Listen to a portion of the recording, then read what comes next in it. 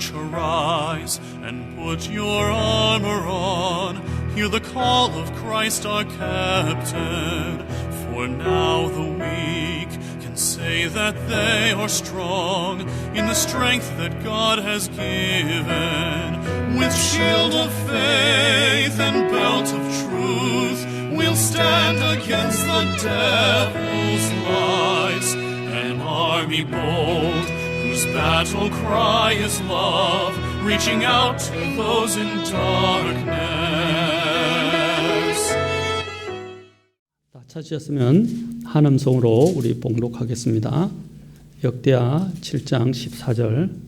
내 이름으로 불리는 내 백성이 자기를 낮추고 기도하여 내 얼굴을 구하고 자기들의 악한 길들에서 떠나면 그때에 내가 하늘에서부터 듣고 그들의 죄를 용서하며 그들의 땅을 고치리라. 기도하겠습니다. 하나님, 이 시간 주님이 함께 해주시기를 원합니다. 모든 것 주님의 은혜와 긍휼과 또 주님의 권능을 구합니다. 예수님의 귀하신 존함을 받도록 기도합니다. 아멘. 앉으시겠습니다. 자, 우리가 이 회복을 하려면 어떻게 해야 하는가? 내 이름으로 불리는 내 백성이라고 주님께서 먼저 이 모든 땅이 회복되고 또 국가가 하나님 앞에 이렇게 바로 세워지는 데 있어서 가장 중요한 것, 또 교회가 공동체가 세워지는 데 있어서 중요한 것은 바로 그 안에 있는 주님의 백성이라는 불리는 자들이 어떻게 하느냐에 따라서 달라진다라고 말씀드렸습니다. 바로 그들이 먼저 주님 앞에서 하나님과 올바른 관계를 가져야 한다라고 말씀드렸습니다. 올바른 관계 중에는 회개가 있다 그랬습니다. 그 다음에 우리는 또한 하나님과 관계 회복에서부터 바로 시작된다. 민족이나 국가의 회복은 하나님과 이런 바로 하나님의 성도들의 이런 관계에서부터 바로 회복이 시작된다. 또 민족이나 국가의 또 공동체의 회복은 개인도 마찬가지입니다. 회복은 두 번째 오늘은 바로 예배의 회복에서 시작된다라는 것입니다. 예배의 회복에서부터 시작된다. 우리가 읽었던 그 역대하 이 7장은 바로 성전을 봉헌하던 날에 하나님의 성전 건축을 마친 솔로몬에게 하나님께서 나타나셔서 응답해 주시면서 하신 말씀입니다. 그래서 이것은 바로 또한 예배와 관련이 있다라는 것을 우리는 알 수 있다는 것입니다. 온전한 예배자가 된다는 것은 또 온전한 예배자가 된다는 것은 바로 무엇입니까? 바로 악한 길에서 떠나야 하고 죄를 버려야 하고 하나님 관계가 회복된 다음에 또한 하나님 중심적으로 돌아가야 합니다. 하나님의 중심적인 것은 또 어떤 것입니까? 여기서 바로 예배 중심적으로 돌아가야 한다는 것입니다. 예배 중심적으로 돌아가야 한다. 개인과 민족의 가장 여기 특히 이스라엘 백성들은 항상 그들이 생각할 때 어디를 중심으로 했습니까? 바로 성전을 중심으로 했다는 것입니다. 성전을 중심으로. 그들은 성전을 중심으로 기도하고 성전을 중심으로 했다는 것입니다. 그래서 15절에 아까 읽었던 15절에서 이곳에서 드리는 기도에 내가 눈을 열고 귀를 기울이리니, 이제 그들은 이러한 하나님의 성전, 바로 성전에서 바로 하나님께 기도하고 하나님께 경배하는 이 일들이 얼마나 중요한가를 주님께서 말씀하셨어요. 16절에도 보면 이는 내가 이제 이 집을 택하고 거룩히 구별하여 라고 했어요. 그래서 이스라엘이 나중에 이제 북왕국과 남왕국으로 나누어지고 이제 그 다음에 또한 그들이 어떻게 했습니까? 아시리아로, 북왕국은 아시리아로 끌려가게 되고 멸망해서 끌려가게 되고 남왕국 유다는 바빌론에서 멸망되어서 70년 동안 포로 생활을 하게 되었습니다. 포로 생활을 하게 되었을 때 그들은 또한 어떻게 했습니까? 하나님께서 그들에게 또한 어떻게 하라고 명하셨습니까? 바빌론에 순종하라고 하셨고 바빌론을 끌려갔을 때 거기서 하나님의 사람들은 어떻게 했습니까? 성전을 향해서 기도했다는 사실입니다. 특히 다니엘의 경우도 대표적으로 성전을 향해서, 그렇죠? 얼마나 먼 거리였습니까? 그 먼 거리에서 성전이 있는 곳을 향해서, 예루살렘의 성전이 있는 곳을 향해서 하루에 3번씩 하나님 앞에 정기적으로 그가 그 문을 열고, 심지어는 자신의 문을 열고 하나님을 향해서 기도했다는 사실입니다. 마찬가지로 우리도 마찬가지입니다. 우리가 어디에 있던가 하는 것보다도 더 중요한 것은 우리의 마음이 어디를 향하고 있는가 하는 것입니다. 바로 개인이나 민족이나 교회나 또 국가의 이러한 여러 가지 이런 타락이나 또한 이 망해가고 있는 이러한 상황에서 그것으로부터 탈출할 수 있는 유일한 비상구가 있다고 한다면 바로 예배라고 할 수 있습니다. 우리는 예배를 회복해야 합니다. 예배가 회복되려면 바로 아까 하나님과의 관계 회복이 우선이 되어야 되겠죠. 그 다음에 하나님 관계가 회복되면서 우리는 어떻게 예배 중심적이 되어야 한다는 것입니다. 우리가 자꾸 경배하니까 멀어 보이는데 이 경배 중에 또 하나는 이스라엘은 공동 운명체였어요. 민족적 운명체였단 말입니다. 그들에게 가장 중요한 게 뭡니까? 하나님 중심적으로 모일 수 있는 성전을 중심으로 모이고 성전 중심으로 사역을 하는 것이었어요. 오늘날 성전이 어디입니까? 오늘날 성전이 어디죠? 오늘날 성전이 어디입니까? 많은 사람들이 자꾸 너무 개인적으로만 역사해서 내가 개인적인 하나님이 거하시는 개인적 성전이다 이야기합니다. 그러나 분명히 하나님께 성경에서는 이야기합니다. 바로 오늘날 교회가 하나님의 성전이라고 분명히 말합니다. 우리는 자꾸 개인에게 너무 많은 초점을 맞추고 있어요. 그러나 개인보다 개인의 구원도 중요하지만 그 개인이 모여서 하나님이 이루라고 하신 것이 바로 교회라는 것입니다. 예수님이 오신 목적은 개인을 구원하시기 위해서 오셨지만 주님께서 또한 교회를 세우시기 위해서 오셨고 또 교회를 통해서 영광 받으시기 위해서 오셨다는 것입니다. 오늘날 이러한 무교회주의를 표방하는 사람들이 있어요. 그리고 교회를 아무렇지 않게 생각하는 사람들이 있다는 것입니다. 또 심지어는 교회를 무형의 교회만 자꾸 강조하는 사람이 있어요. 이 땅에 있는 동안에는 무형의 교회는 소용이 없어요. 이 땅에서는 유형의 교회가 필요하다는 겁니다. 유형의 교회. 여러분 사도 바울이 온 유럽과 아시아와 소아시아와 유럽을 다녔어요. 거기서 다니면서 그가 하고자 했던 일이 무엇이었습니까? 하나는 복음을 전해서 영혼들을 구원하는 것이었어요. 그런데 그와 함께 그가 한 일이 무엇이었습니까? 교회들을 세우는 것이었어요. 어떤 교회입니까? 무형의 교회입니까? 유형의 교회라는 거죠. 유형. 그래서 교회들 여기 보면 서신서들에가 뭐가 나옵니까? 제일 먼저 사도행전 다음에 뭐가 나오죠? 로마서 나오죠. 로마서에 쓸 때 로마서 첫 번째 뭐라고 그랬어요? 로마에 있는 교회의 성도들에게라고 그랬어요. 그렇죠? 로마. 그 다음에 로마서 다음에 뭐 있어요? 고린도 전후서 있죠.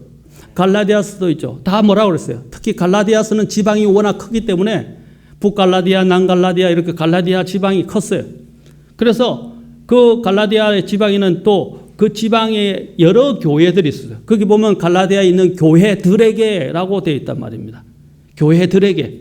그래서 각 지역 가는 곳마다 사도 바울이 뭘 했습니까? 교회들을 세우게 했다는 것입니다.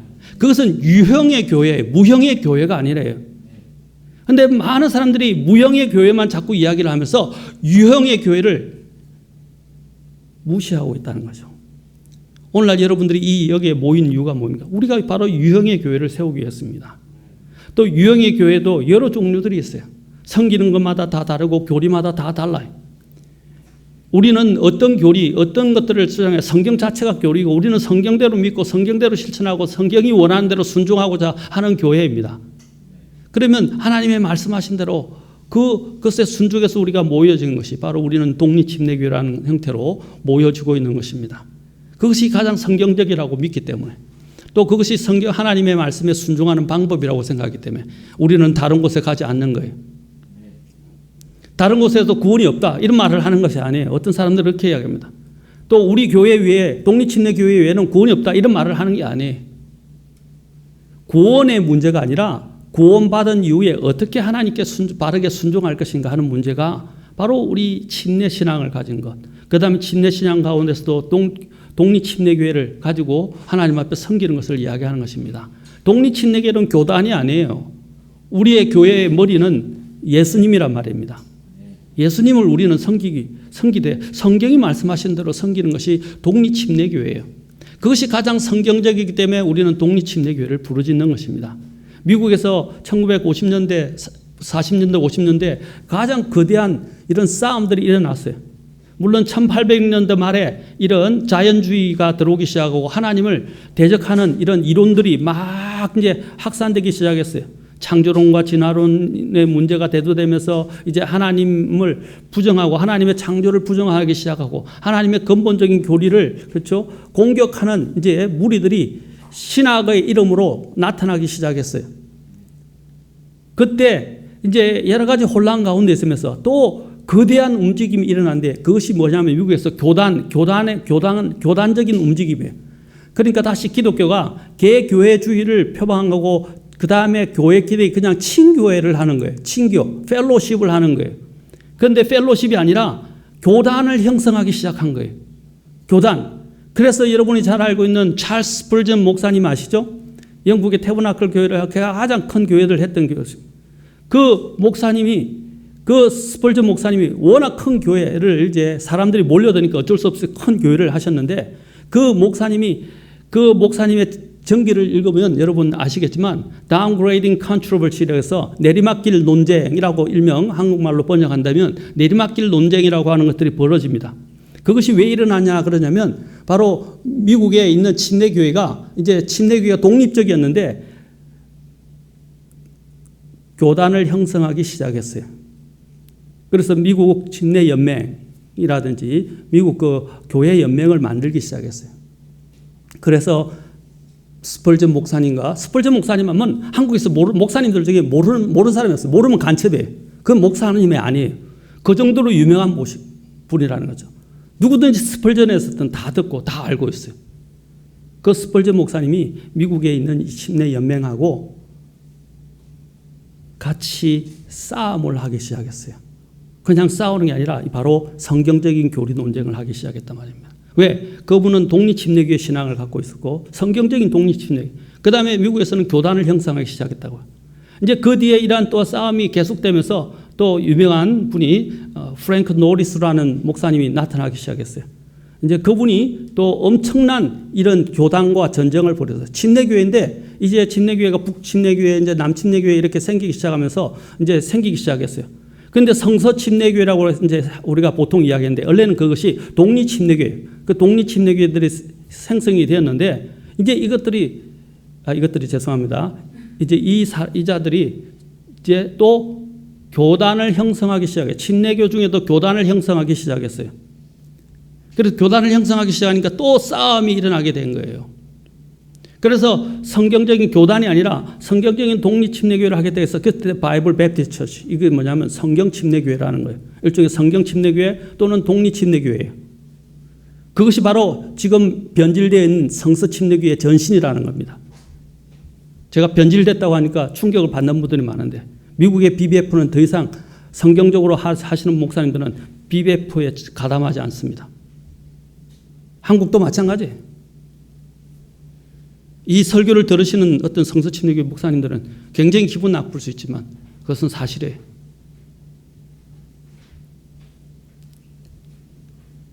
우리는 성경적인 방법으로 하나님 앞에 가야 합니다. 그것이 최고의 순종이에요. 그리고 최고의 경배를 드릴 수 있는 방법이에요.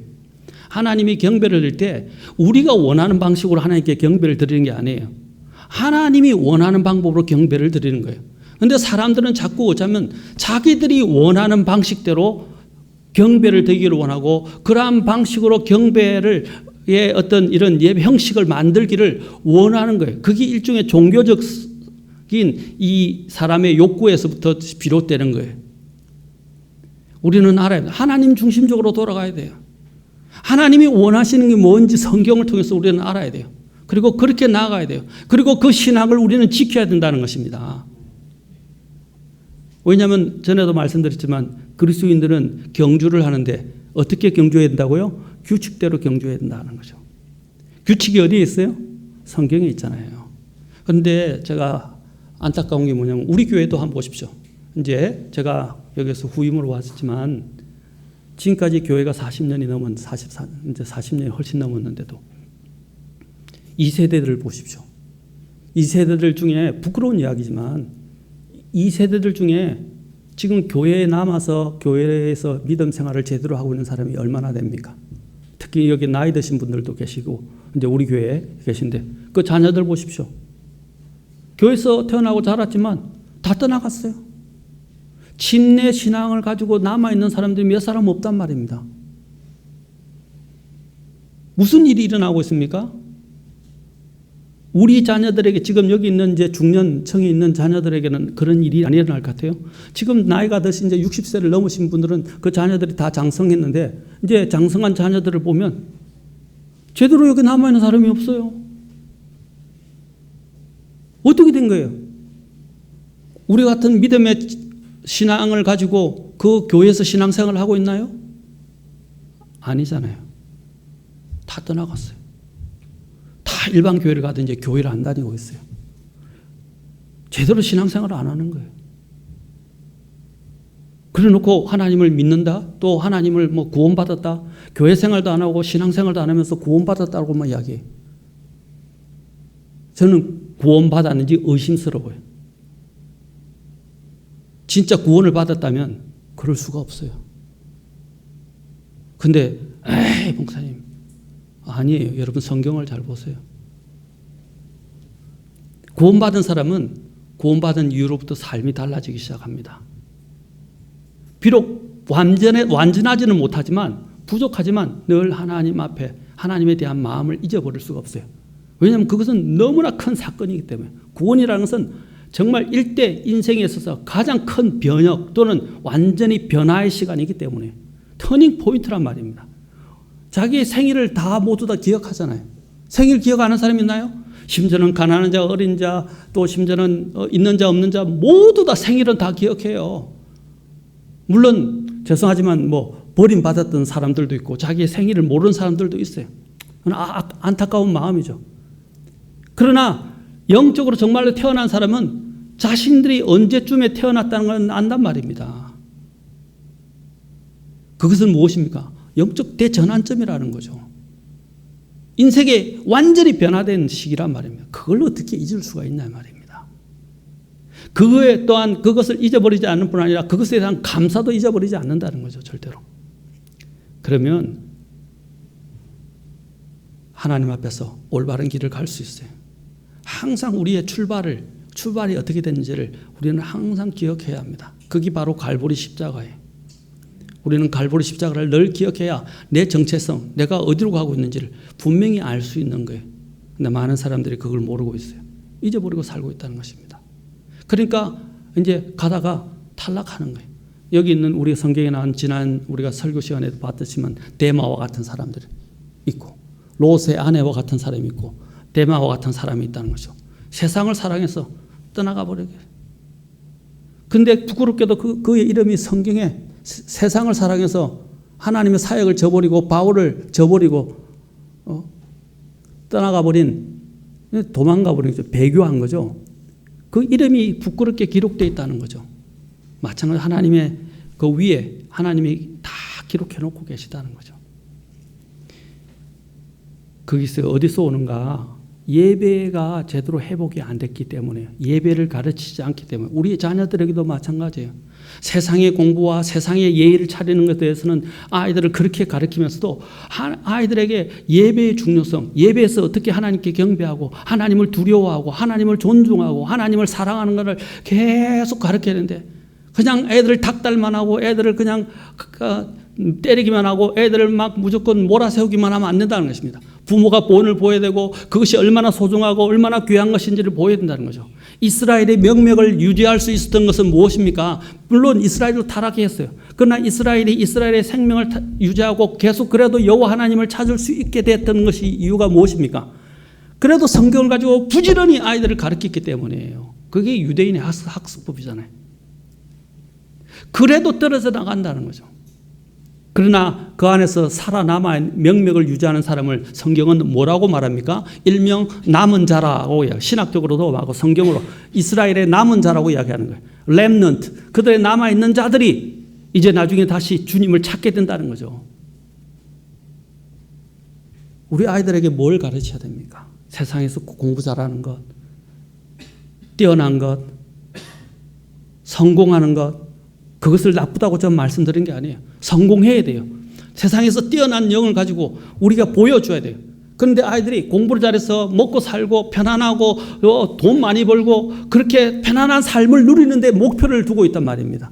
그게 아닙니다. 왜 하나님이 그러한 자리를, 그러한 성공으로 나를 인도해 주시는지를 깨닫고 내가 하나님께 영광을 돌리는 삶을 살게 하려고 하나님이 허락해 주신 거잖아요. 그런데 그 복된 자리가, 그 성공의 자리가 하나님을 저버리고 하나님과 관계없이 살아가게 되는 것들이 이것이 결코 성공한 것이냐는 거죠. 그런데 오늘날 부모들이 쏟고 있다는 거죠. 밖에 나가면 제 세대들 보면요, 벌써 손주 본 친구들이 많아요.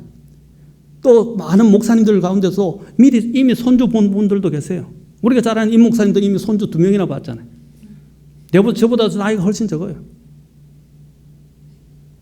요즘 손자 본다고 저한테 전화도 안 하더라고요. 얼마나 이쁘겠어요. 그런데 문제는 무엇입니까?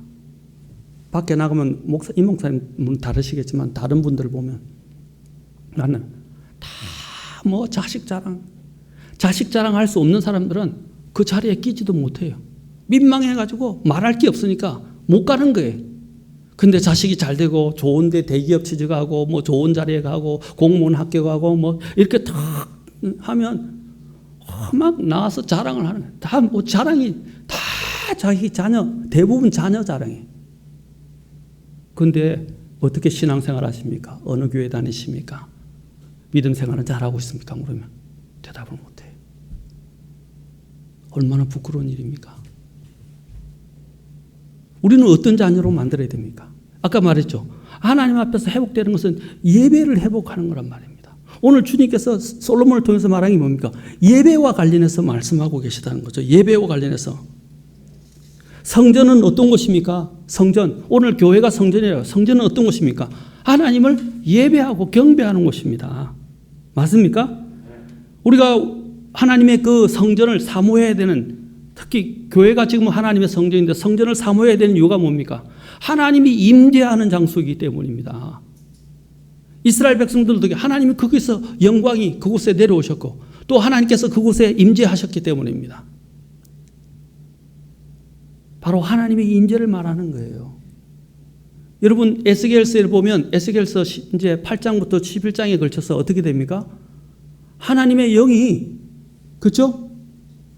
예루살렘 성전을 떠나서 이제 예루살렘을 떠나서 떠나가 버리십니다. 그게 하나님의 임재, 하나님의 영이 떠나가 버리는 거예요. 하나님의 임재가 떠나가는 거예요. 다윗이 범죄했을 때 가장 두려워했던 것이 뭐예요? 다윗이 범죄했을 때 가장 두려워했던 게 뭐냐고요? 시편 51편에 뭐라고 나와 있습니까? 하나님의 영을 내게서 거두지 말아달라고 기도했지 않습니까? 하나님의 임재란 말입니다. 임재가 얼마나 중요합니까? 하나님의 임재가 있어야 하나님과 교통이 있는 거죠. 근데 하나님의 임재가 없으면 그것은 죽은 거예요. 교회도 마찬가지. 하나님의 임재가 있어야 돼요. 그것이 교회입니다. 교회는 하나님의 임재가 있어야 됩니다. 그래서 예수님께서 마태복음 18장에서 뭐라 했어요? 두세 사람이 내 이름으로 모인 곳, 그 교회를 가리키는 거예요. 그러면서 교회의 이제 징계에 대해서 이야기를 하고 계세요. 징계. 두세 사람은 내 이름으로 모인 것이에요. 그래서 거기서 그 사람들이 어떻게 해요? 마음을 합하여 기도하면 땅에서 풀면 하늘에서도 풀리고 땅에서 매면 하늘에서도 매일이라고 약속하셨다는 거죠.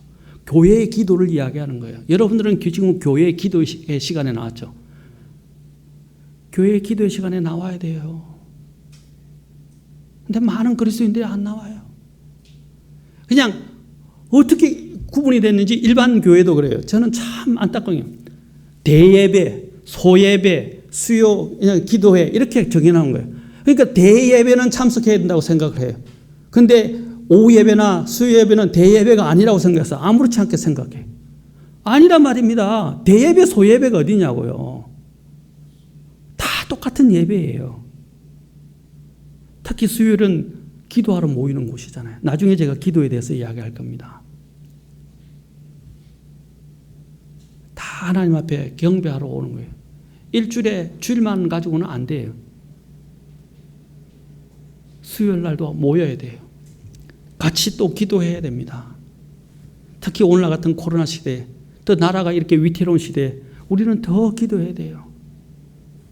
왜? 하나님 너희가 거기서 모여서 기도하면 어떻게 한다고 그랬어요? 내가 들으리라 라고 말씀하셨다고 말입니다. 내가 들으리라. 교회는 바로 또 주님께서 뭐라고 했어요? 만민이, 모든 사람이 기도하는 집이다라고 말씀하셨어요. 교회는 하나님의 임재가 있어야 합니다. 임재가 있으려면 하나님의 임재를 가진, 하나님 관계를 가진 회복한 사람들이 주님 앞에 같이 모여야 합니다. 또 우리가 성전을 사모해야 되는 이유는 하나님의 그것이 임재의 장소이기도 하지만 그 장소는 또한 하나님께서 복 주시는 장소이기 때문입니다. 여기서 오늘도 역대하서 이야기를 하지만 바로 이 이후에 하나님의 성전을 짓고 또 성전 중심으로 이렇게 이제 시작했을 때 하나님께서 솔로몬을 어떻게 하셨습니까? 솔로몬에게 복을 주셨어요. 넘치는 복을 주셨다는 것입니다. 하나님 중심적으로 나아가는 사람들에게 하나님은 그들을 외면하지 않습니다. 하나님은 그들을 주목해보고 계시다는 것입니다. 꼭 복을 주신단 말이 물질적으로 번성하고 성공한다는, 형통한다는 것을 말하는 게 아니에요. 먼저 마음이 풍성해지고 마음이 형통한다는 거예요. 마음이 하나님과 굉장히 깊은 관계가 들어간다는 거죠. 그렇게 되면 어떻게 해요? 다른 것은 따라오기 쉽습니다. 하나님은 마음이 풍성한 자를 하나님은 기억하고 이 땅에서 혹시 물질적으로 하나님의 보상이나 여러 가지 풍요한 것들을 허락하지 않으실 수도 있어요. 그러나 장차 올 세상에서 저 본향에 갈 때는 그 사람이 받을 상과 그 사람이 누릴 복이 얼마나 크겠습니까? 우리는 이 세상을 위해서만 사는 삶이 아니잖아요. 사도 바울이 이 세상의 삶을 위해서 살았습니까? 이 세상에서 누릴 때 그는 얼마나 많은 고생을 치렀습니까? 핍박도 받고 매도 맞고 그렇죠. 굶주리기도 하고 그랬어요. 고생이란 고생을 다 했단 말입니다. 거의 죽음에까지 처할 정도로 죽음에까지 들어갈 정도까지 됐던 것이 한 3번이나 있었다고 이야기해요. 그 정도로 어려운 그는 삶을 살았어요. 사도 바울이 하나님을 예배하고 항상 교회를 세우고 열심히 했는데 왜 사도 바울이 그렇습니까? 오늘날 거짓 복음들은 하나님을 믿으면 만사 형통, 무조건 복을 받고 성공한다고 잘못된 가르침을 가르쳐요. 사도 바울을 보십시오. 예수님을 보십시오. 예수님은 십자가에서 사람들에게 가장 비참한 죽음을 당하셨어요. 하나님의 아들이 이 땅에 오셨는데 대접을 받기는커녕 거절당하시고 모멸당하시고 죽음을 당하셨다는 것입니다. 사도 바울도 어떻게 했습니까? 사도 바울도 누리지 못했어요. 베드로 어떻게 했습니까? 베드로도 누리지 못했어요. 나중에 십자가에 거꾸로 못 박혔다고 전해지고 있어요. 사도 바울도 나중에 형장의 이슬로 사라졌어요.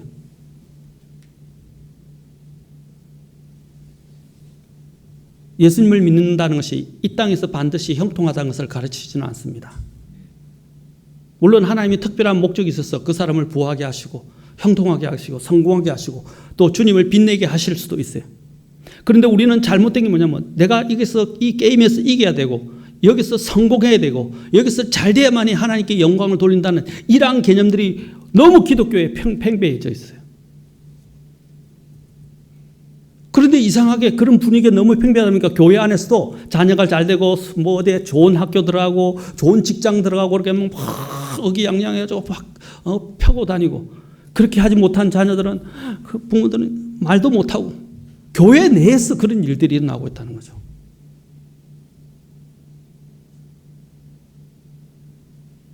그것은 잘못된 거예요. 세상이 보는 기준으로 하나님을 평가하지 않으세요. 무엇이 진정한 믿음인가? 세상 사람들은 목사님한테서 축도기도 받고 안수기도 받고 복 받는 그런 위로의 설교나 복 받는 설교를 듣기를 원하죠. 그것도 필요해요. 위로도 필요해요. 저도 위로의 설교도 해요. 그러나 근본적인 동기가 발라야 된다는 거죠. 그리고 우리는 올바로 가르쳐야 된다는 거죠. 주님을 믿는 것이 만사형통이고 모든 것이 복된 것은 아니에요. 오늘 주님이 말씀하시는 이 복은 어떤 것입니까? 이 복은 바로 믿음으로 갖게 되는 복에 대해서 말씀하시는 거예요. 물질적 형통이나 복에 대해서 말씀하신 게 아니에요. 짐 엘리엇 같은 경우는 30세도 밖에 안 됐는데 죽었어요. 그럼 그 선교사가 잘못된 겁니까? 자신의 인생을 드리자마자 죽은 거예요. 선교사들 중에는 정말 젊은 나이에 죽었던 선교사들도 있고, 선교를 막 시작하려다가 병에 걸려서 죽은 사람도 있어요. 굉장히 헌신적이고 뛰어난 사람이었어요. 왜 그런 일이 일어납니까? 하나님이 원하는 것은 너가 어떤 일을 어떻게 많이 하느냐를 보는 게 아니라 내 중심이 어디를 향해 있고 무엇을 위해서 살고자 하느냐. 하나님은 그걸 보시는 거예요. 우리도 마찬가지입니다. 하나님이 오늘 여러분들이 어떤 마음으로 오는지 하나님은 알고 계세요. 그리고 그 마음을 분명히 주님은 기억하실 겁니다. 그리고 그 마음에 따라서 하나님께서는 하늘에서 주실 보상들을 다 마련하고 계시는 거예요. 이 땅에서는 비록 사람들의 칭찬을 받지 못하고, 또 이 땅에서는 비록 내가 사람들이 느끼는 그런 부한 것들을 느끼지 못하더라도 하나님을 사랑하고 하나님을 섬기고 또 하나님의 성전에 모여서 하나님께 경배하고 기도하는 것, 이게 얼마나 귀한 것인지, 이것은 다른 곳과 바꿀 수 없는 것입니다. 그렇다고 제가 세상의 의무를 소홀히 하고 또 그 세상에서 성공하지 말라고 하는 건 아니에요. 그렇게 하면서 하나님을 섬기면 얼마나 더 좋아요. 그보다 더 좋은 게 없단 말입니다.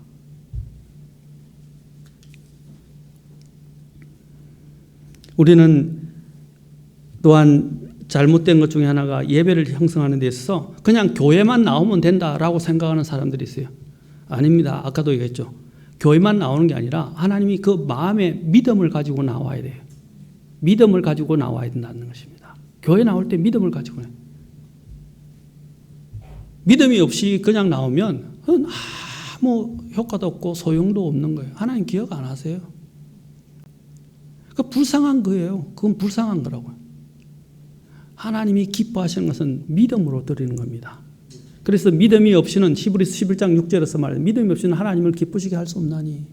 하나님께 나아가는 자는 뭡니까? 그렇죠? 하나님께서 그를 기뻐하시고 그의 보상을 주는데, 특히 부지런히 그분을 찾는 자들에게 상 주시는 이심을 믿어야 하느냐. 부지런히 그분을 찾는다. 어떻게 찾는 거예요? 믿음으로 찾는 거예요. 믿음은 어디에 기반을 둔 겁니까? 하나님 말씀에 기반을 두는 거예요. 제가 여러분들이 수요일날 왔는데 목사님 좀 힘주시는 기도해도 잘하시니까 제가 이야기하는 거예요. 여러분들이 힘을 내라고 말씀드리는 거예요. 안 나오는 사람들을 한번 비교도 하세요. 괜찮아요. 못 나오는 사람들도 있겠지만 안 나오는 사람들도 있어요. 그런 부분에서는 자부심을 가져도 돼요. 저는 교회에 나오고 안 나오고 가지고 차별을 두는 게 아니라 여러분이 믿음을 갖고 이 교회에 나와서 하나님께 경배하고 기도한다면 하나님이 다 기억하시고 보상하신다는 거예요. 그거는 칭찬받을 일이에요. 저는 칭찬하고 싶어서 지금 이야기하는 거예요. 여러분들. 오늘은 이 핑계 저 핑계 오만 핑계를 다 대요. 세상 일에 대해서는 그렇게 열심을 내면서도 오만 핑계를 대면서 교회는 안 나와요. 수요 기도에도 한 번도 발도 안 들여요. 그게 오늘날의 이 기독교인들의 모습입니다.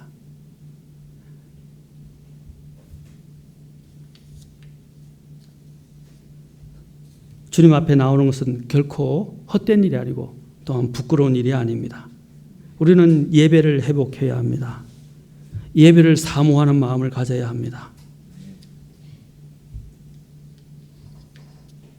어떤 분이 성장하는 교회를 연구했는데 거기에는 공통점이 있다는 사실을 발견했다고 합니다. 그것은 성장한 교회는 한 교회를 오래 섬기는 사람이 많았다는 사실입니다. 한 교회를 오래 섬긴다는 것은 쉬운 일이 아니에요. 오늘날 보면 교회들을 옮겨 다니는 사람들이 너무 많아요. 이 교회 마음에 안 들면 저 교회요, 저 교회 마음에 안 들면 저 교회요, 저 교회. 그 사람에게는 맞는 목사님이 없고 그 사람에게는 맞는 교회가 없어요. 그래서 결국에 여기 보면 우리 독립침례교도 있지만 참 부끄러운 일이지만 결국은 교회를 다니다가 안 돼가지고 자기가 교회를 차리고 교회를 시작한 사람도 있어요. 누구한테도 안 하고 그냥 그래서 자기한테 맞는 사람들한테 잘 보여가지고 안수받아서 그냥 교회 시작한 사람들. 소명에 의해서 되는 게 아니라 맞는 목사님이 없고 교회를 돌아다니니까 도저히 안 되니까 자기가 그냥 교회를 차리고 시작한 거예요. 그래가지고 안수받을 사람 찾아가지고 안수받아가 안수. 참 부끄러운 이야기죠. 요즘 그런 사람들이 많아지고 있다는 거죠. 목회는 소명에 의해서 하는 거예요. 하나님의 부르심에 의해서 하는 거예요. 성령님께서 그들을 구별해서 불러서 세우시고 임명하신 사람이에요. 그런데 소명 없이 목사님이 마음에 안 들고 교회가 마음에 안 들어서 자기 마음에 드는 교회가 없으니까 에이 내가 해버려야지 하고 교회를 시작하는 사람들. 하늘에 가면 밝혀지겠죠. 그 올바른 동기로 올바른 소명을 가지고 했다면 뭐 저는 인정합니다. 제가 판단할 게 아니죠. 그러나 보면 올바른 동기에서 시작되지 않은 경우들이 많이 있어요. 그것은 하나님이 기뻐하지 않는 거예요. 그런데 그 교회 안에 그 교회가 정말 오랫동안 신실하게 변함없이 꾸준히 섬기는 사람이 많은 교회일수록 교회가 튼튼하다는 거죠. 이게는 제가 여기에는 뭐 어떤 조건이냐면 뭐 직장이라든지 부득이한 방법으로 교회를 옮기는 사람들이 있어요. 왜냐하면 멀리 이사를 간다든지 지방으로 간다든지 정근을 가게 됐다든지 해서 오는 경우는 부득이한 거죠. 그러지 않는데 교회에 자꾸 여러 가지 아까 같이 문제가 있고 계속 트러블이 생기고 그런 것들을 인해서 감정적인 문제가 생기고 그래서 교회를 옮겨 다니는 거예요. 결코 좋지 못합니다. 특히 그 자녀들이 피해를 많이 입어요. 올바르게 교회를 옮기지 않으면 그 자녀들이 피해를 입어요. 나중에 그 자녀들이 하나님을 싫어하고요, 교회를 싫어하고요. 엄마 아빠가 목사님을 싫어서 교회를 나간 것, 교회가 싫어서 교회를 나간 것, 그 다 아이들이 알고 있어요. 그러면 그 아이들이 그걸 보고 자랐을 때 바르게 행할 수 있을 것 같아요. 물론 거기서도 좋은 사람이 더 주님을 섬기는 사람이 나올 수 있지만 대부분은 그 아빠, 부모, 엄마의 그 영향을 받게 돼 있어요. 자기가 그것이 나쁘다는 건 아닌데 자기도 똑같이 한단 말입니다. 똑같아요. 아빠가 알코올 중독이 돼서 가정에서 폭력을 행사하는 것을 보았던 그 자녀들은 자기가 그것이 믿고 그것이 싫고 그것이 정말로 혐오스럽지만 자기가 어른이 되면 그것을 벗어나지 못한다는 거죠. 똑같은 거와 같은 거예요.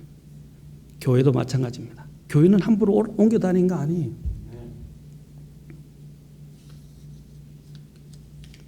여러분 내 마음에 맞는 교회는 없어요. 우리는 다 순종해야 되고 하나님의 질서에 따라서 움직여야 돼요. 그런데 자기가 교회 목사님이 계시고 하나님이 세우신 사람이 있는데 자기 마음대로 교회를 자주우지하려고 그래요. 그리고 마음에 안 들고 뭔가 문제만 생기면 해코지하고 문제를 제기하고 따지고 결코 그 사람을 하나님이 죄 없다고 하지 않으십니다. 그것은 큰 죄예요. 큰 죄란 말입니다.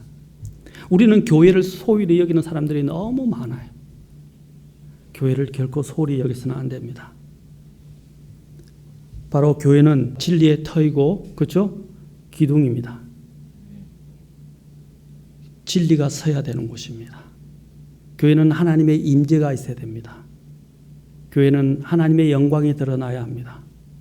이 교회는 아까 하나님께 섬기는 사람들에게 하나님은 또한 복을 주시는 곳입니다. 특히 믿음에 믿음을 더해 주십니다. 그리고 은혜에 은혜를 더해 주십니다. 그것보다 더 큰 복이 없어요. 하나님의 은혜를 만끽한 사람은 아무것도 없어도 행복해요. 하나님의 그 은혜 속에서 잠겨 있는 사람들은 하나님의 그 믿음을 더한 사람들은 없어도 감사해요. 그리고 진리 안에서 기뻐합니다. 그래서 사랑장에 보면 뭐랬어요? 사랑은 뭐랬어요? 불의를 기뻐하지 않고 진리 안에서 기뻐한다라고 말하는 거예요. 그래서 믿음 안에서 늘 부유해요. 삶은 가난하고 힘들 수 있지만 믿음이 부유하기 때문에 여러분 마음이 뜨거우면 어떻게 해요? 바깥이 아무리 추워도 추위를 느끼지 못해요. 맞습니까? 마음이 뜨거우면 저도 전에도 말씀 군생활할 때 보초를 썼는데 영하 20도 그 탄약고 저 굉장히 높은 이 탄약고에 이 망대가 세워져 있는데 그렇죠? 그 망대에 또 그 강원도 산에 산 꼭대기에 산에 또 망대가 저 높이 세운데 그걸 사다리를 타고 또 올라가 가지고 그 망대에서 망을 보면서 한겨울에 영하 20도 이하로 내려간 데서 옷을 껴입어도 추워요. 근데 기도하면서 마음이 뜨거우니까 추운 게 추운 줄을 몰라요. 마음이 뜨거우니까 주님 안에서 뜨거우니까 마찬가지입니다. 믿음이 뜨겁고 믿음 안에서 부요한 사람들은 바깥 상황이 어떠하든 간에 항상 감사하고 항상 힘이 있어요. 흔들리지 않는단 말입니다. 어떤 주변 여건에 의해서 흔들리지 않는다는 거예요. 그것이 바로 믿음을 가진 사람의 특징입니다. 하나님은 바로 이러한 믿음을 가지고 드리는 예배자를 찾고 계시고 그러한 예배자들이 많은 바로 또 교회, 그 교회가 건강한 교회예요. 사람이 많아야 건강한 게 아니고요. 숫자가 많아야 건강한 게 아니고 대형 교회 목사가 돼야 건강한 게 아니에요. 진리 안에서 항상 감사하고 진리 안에 순종하는 그 교회가 복된 거예요. 그게 부요한 교회란 말입니다. 그게 바로 소아시아 7교회 중에서 빌라델피아 교회였어요. 필라델피아. 그들은 뭐라고 했어요? 적은 힘을 가지고도 많은 일을 하였다 그랬어요. 그러나 가장 부유한 교회에 있던 라오디게아 교회는 어떻게 했어요? 냉랭해 차지도 않고 뜨겁지도 않고 그냥 역겨운 그런 상황에 놓여 있었다는 거죠. 저희 교회는 빌라델피아와 같은 교회가 되면 좋겠습니다. 그래서 다음에 제가 혹시 교회를 개척하면 필라델피아 교회라고 붙여야 되지 않겠나라고 생각합니다. 필라델피아 그 안에 또 뜻은 형제 사랑이라는 뜻이에요. 그렇죠? 필레오에서 나죠. 그래서 형제 사랑 교회라는 뜻이죠. 사랑하는 성도 여러분, 저희 교회도 예배가 세워지고 예배 중심적으로 모여지는 그런 교회가 되기를 원합니다. 코로나가 어떻든 뭐가 어떻든 그거 중요하지 않아요. 사람들이 너무 그것에 매몰되어 있어요. 패닉 상태에 들어가고 있어요. 그런 것들을 보지 말라면 마지막 때에 일어나는 일들을 나중에 보게 되면 나중에 어떻게 한다고 누가복음 21장에서 사람들이 기절한다고 그랬어요. 실신한다고 그랬어요. 예, 기진하여 쓰러질 것이라고 기절할 것이라고 말하고 있단 말입니다. 이 세상이 흘러가는 현상을 보지 말라 말입니다. 주님을 보고 구속의 날이 가까웠다는 것을 보고 고개를 들라고 말씀하셨어요. 저와 여러분들은 고개를 이러한 모든 상황 가운데서 고개를 들고 주님을 바라보고 주님의 재림을 기다리는 저와 여러분이 될 수 있기를 바랍니다. 그러기 위해서 있는 동안 예배를 회복하시는 저와 여러분이 될 수 있기를 주의 이름으로 축원합니다. 기도하시겠습니다. So Spirit come, put strength in every stride, give grace for every hurdle, that we may run with faith to win the prize of a servant good and faithful, as saints of old still line the way, retelling triumphs of His grace. We hear their calls and hunger for the day when with Christ we stand in glory.